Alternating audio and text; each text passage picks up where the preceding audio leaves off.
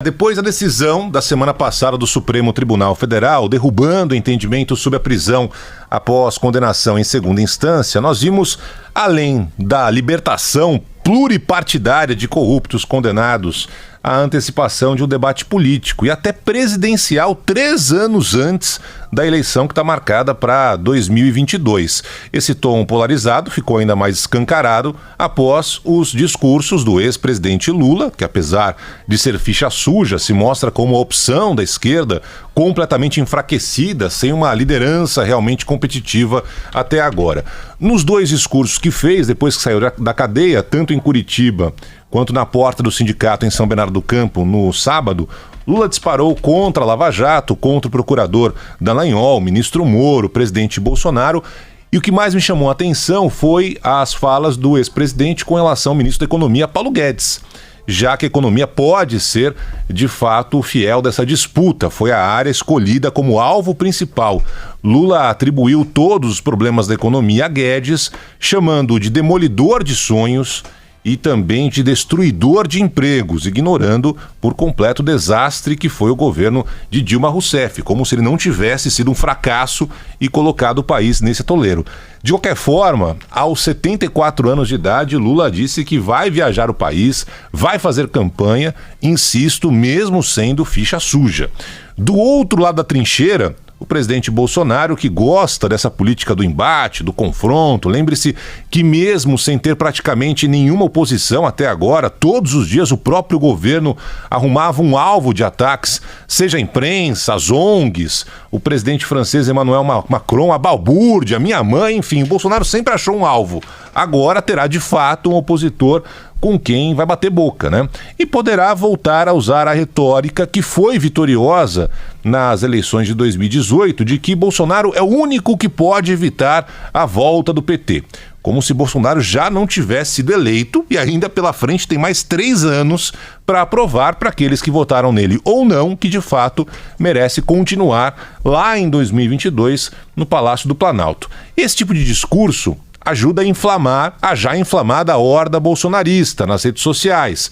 Só que tem um detalhe, até essas hordas cobraram um posicionamento mais enfático, mais crítico do presidente da República, que praticamente ignorou a decisão do Supremo Tribunal Federal, como se o presidente Bolsonaro estivesse evitando qualquer atrito para não ter problemas com os ministros que estão com o processo da rachadinha da Assembleia do Rio, ali debaixo do braço, envolvendo diretamente o filho Flávio Bolsonaro. Lembrando que tanto o presidente da Corte, Dias Toffoli, como o ministro Gilmar Mendes determinaram a paralisação das investigações, ainda aquela história do COAF e tudo mais.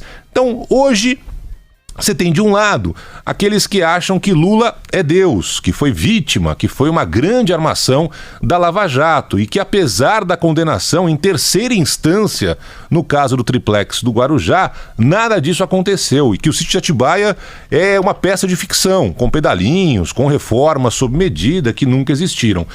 E se tem do outro lado aqueles que acham que o presidente Bolsonaro é mito, que não acham estranho que ele mantenha um ministro do Turismo todo sujo com laranjal do PSL em Minas Gerais, que acham normal que tenha escolhido um dos seus filhos, que mal sabe falar inglês, para ser embaixador do Brasil nos Estados Unidos, que ele defenda o outro filho, 01, no esquema de rachadinha, num processo que está parado por decisão da Suprema Corte do país, e que acham que não há nada de estranho ou mal cheiroso nessa ligação com o miliciano Fabrício Queiroz, que deu até cheque para a primeira-dama. Então, para aqueles que não acham que seja normal um partido ter pilhado uma estatal como a Petrobras e ter recebido benefícios de tantas empreiteiras com apartamento, reforma em sítio, ou para aqueles que entendam que não deveria haver uma proximidade tão grande com milicianos, nem aprovam nepotismo, ou conivência com laranjal, caixa 2 em campanha, ou ainda esquema de rachadinha de deputado, o que sobra é uma enorme incerteza do que virá.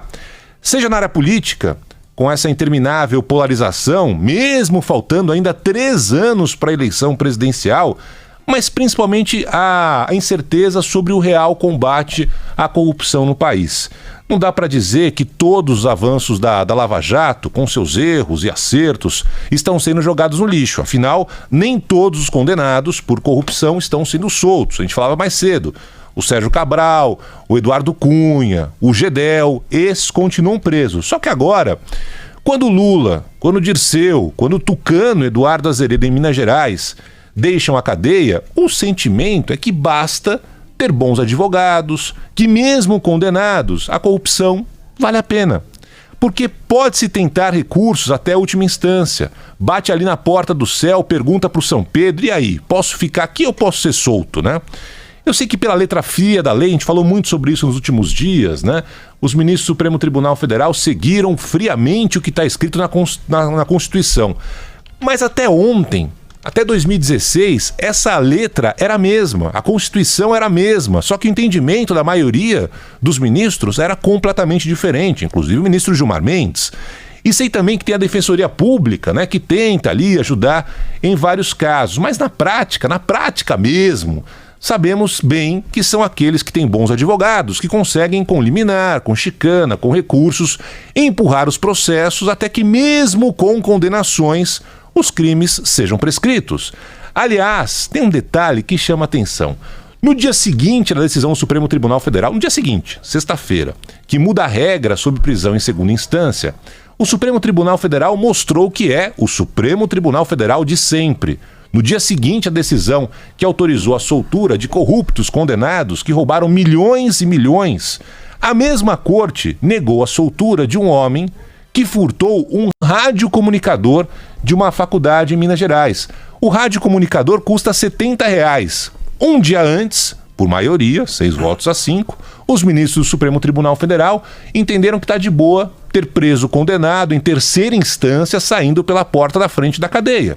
Antes, esse mesmo Supremo entendeu que não era para prosseguir com a investigação em cima do filho do presidente, das rachadinhas no Rio de Janeiro. Mas aí, roubar um rádio de R$70, aí não pode. E não pode mesmo. Que fique claro aqui que eu não estou defendendo ninguém a furtar nada, não é isso. Mas e se o advogado desse cidadão que roubou um rádio, furtou um rádio de R$70, fosse bom? Se fosse advogado caro e tal, amigo da turma, com grana para entrar pedindo liminar, recurso, para ficar empurrando o processo, qual teria sido a decisão da mais alta corte do país? Deixar um cidadão que furtou um rádio de R$70 preso ou arrumar uma pena alternativa, trabalho social, cesta básica, sei lá. Tem sujeito aí condenado por assassinar pessoas no trânsito, por dirigir embriagado, que está prestando serviço social. Tem sujeito que furtou um rádio de R$70 que está preso. Se para a lei isso faz sentido, para mim definitivamente isso não faz o menor sentido.